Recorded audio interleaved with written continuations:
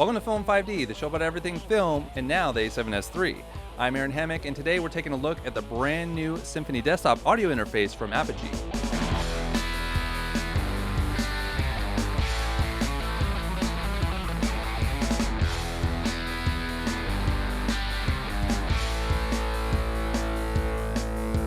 By the way, I'm going to be recording this entire episode through the Symphony Desktop and normalizing the audio to around minus 23 LUFS and doing some very light compression if needed at all. But that's it, so you can hopefully get a good sense of the audio quality with the Shure SM7B, which I'll be recording with the entire episode. Now, I'm doing this video in response to the Apollo Twin X Thunderbolt 3 review I did 6 months ago. In case you didn't see that one, I'll put a link for it up there. And long story short, it is a great device if you're working on Mac. The truth is, it didn't fully work on my PC, and since it's nearly $1,000, if you're primarily on a PC, then you'll want to watch this review of this device instead.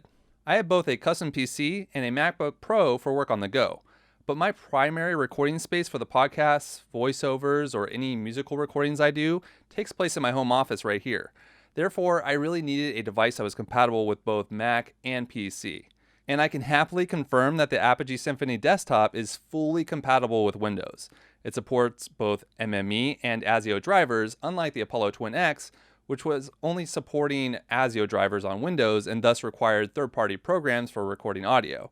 And some programs like Discord, Zoom, or Skype don't support ASIO drivers on Windows, so they become unusable with a device like the Apollo. But that isn't an issue with the Symphony Desktop, and this is made even more compatible with it being USB-C versus Thunderbolt 3. Now, when I first heard about this, I was a bit bummed because I do have 2 Thunderbolt 3 ports on my Gigabyte motherboard back there. But to be honest, this will just save a port, and Thunderbolt 3 is definitely overkill for an audio interface. Not to mention that this device will be way more compatible for most people's systems out there who don't already have Thunderbolt 3 ports, and also how Thunderbolt 3 can be very unstable when it comes to Windows machines. But enough about that. Let's take a closer look at some of the features that make this device hopefully worth the $1,300 you pay for it. Let's start with the quality of the preamps. The Symphony Desktop comes with 2 XLR inputs with the Symphony line of preamps, which have in the past only been available on their very large rack mount interfaces. Now, I'm not quite an audiophile, but they do sound pretty darn good to my ears. I did a quick test with 3 different microphones, so let's listen to that. This is the Blue Bluebird via the Symphony Desktop at a sample rate of 48 kilohertz and 24 bit depth.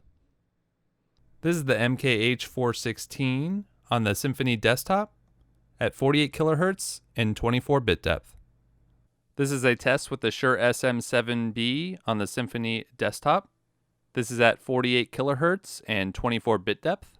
These preamps push up to 75 decibels of gain, which means they can power the very popular Shure SM7B without additional hardware. Now, I mentioned in my video about the Apollo Twin that I was looking for a desktop solution to drive both my power-hungry DT1990 Pros and my Focal Solo 6BE studio monitors. And this device not only does that with up to 600 ohms of impedance in the front quarter-inch headphone jack, it makes it easy to switch between the headphones and the monitors, which is great for my solution.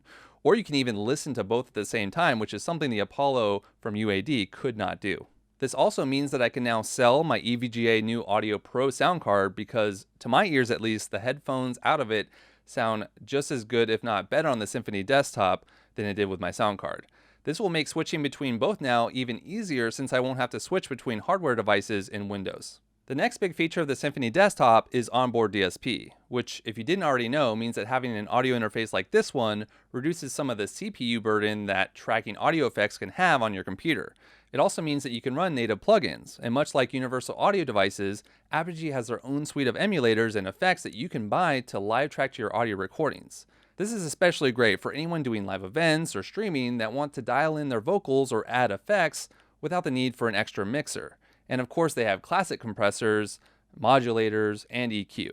The Symphony ECS channel strip plugin works natively on the Symphony Desktop and has dials for EQ, compression, and saturation. In fact, let's take a closer look right now at the ECS channel strip. Here we can see that we have a high-pass filter. I'm going to set mine to 80 Hz to remove any low rumbles from the room noise. Then we can see that we have 3 dials for EQ. Now, obviously, this is a very limited control over EQ compared to what you can do with a program like Adobe Audition, for example.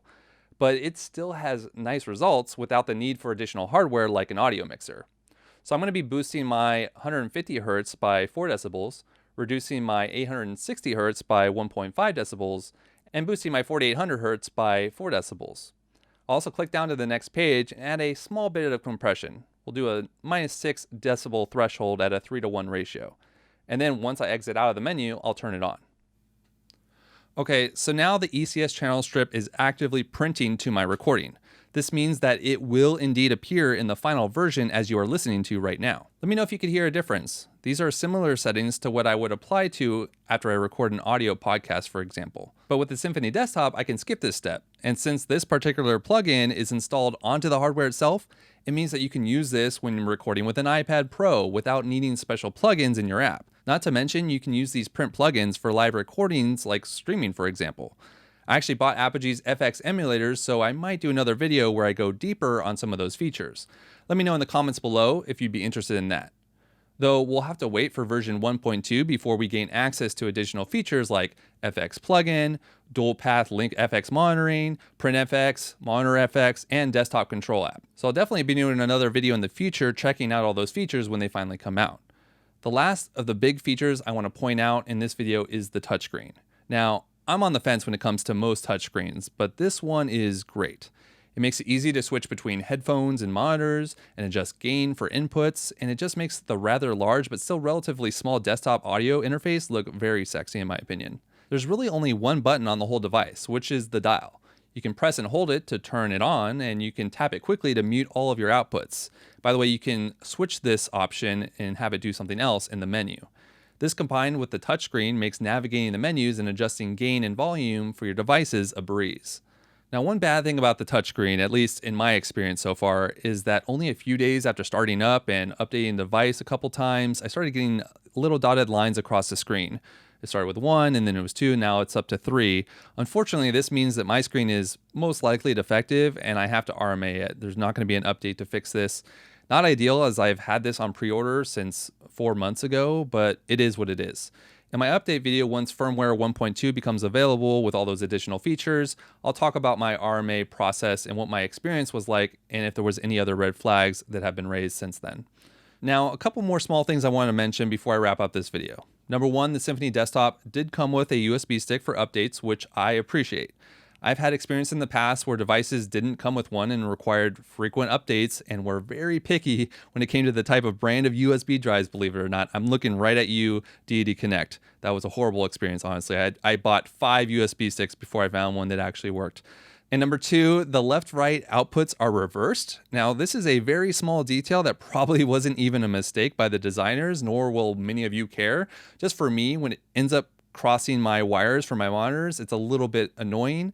I think they should have done what they did on the Apollo Twin X, which is just stack the outputs for the left and right monitors. That way you don't have wires crossing like I do in my current system. And finally, number three, Thunderbolt 3. It's not Thunderbolt 3. We talked about this before. For those of you on PC, I think this is actually a feature, especially if you also want to use this device with an iPad Pro, like I mentioned before, which is USB-C only. However, it did come with both a USB-C to USB-C cable and a USB-C to USB-A cable, which is nice. So I think that might not look as good compared to competition like the Universal Audio Apollo series, which has Thunderbolt 3. For those of us on PC or any device for that matter, this will just be easier. And you don't really need a high-speed bus system on an audio device like this one. There's not that much data going through it, at least in my experience. Overall, I've really enjoyed my experience with the Symphony Desktop so far, and pending this RMA, of course, if it gets lost in the mail or something happens or it takes forever to get back, that's going to suck. For now, I'm going to have to go back to my Focusrite version 1.3 that I have right now, which is the studio version. It is what it is. I'll have to switch away from this mic and go back to the blue one that I was using before. But honestly, I wasted so many hours trying to get the Apollo Twin X to work on my PC. I downloaded a bunch of third-party apps and did a bunch of research and was messing with settings and reading the manual 3 times. And I just couldn't make it happen for my use case.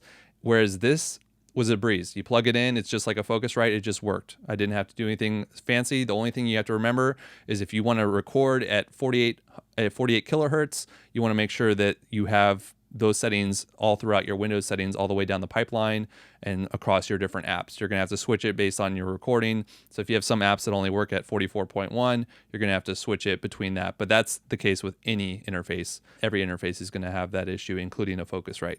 Having said all that, if you're on a PC, I very much recommend the Symphony Desktop. If you're primarily on a Mac though, then maybe the Apollo Twin X will work just fine for you, and you can take that extra $400 you just saved and buy yourself a nice microphone like the Shure SM7B, for example. As always, links for products mentioned in this video are in the description below. Buying through my links helps to support the channel so that I can make more videos like this one, and I really do appreciate it. Thanks for watching. If you enjoyed this video, give it a like and feel free to leave me a nice comment below. Catch you in the next one. If you haven't subscribed yet, you can do so by clicking the button on screen. And for more information about the Apogee Symphony Desktop, check out my blog over on my website at filmin5d.com. Thanks again for watching.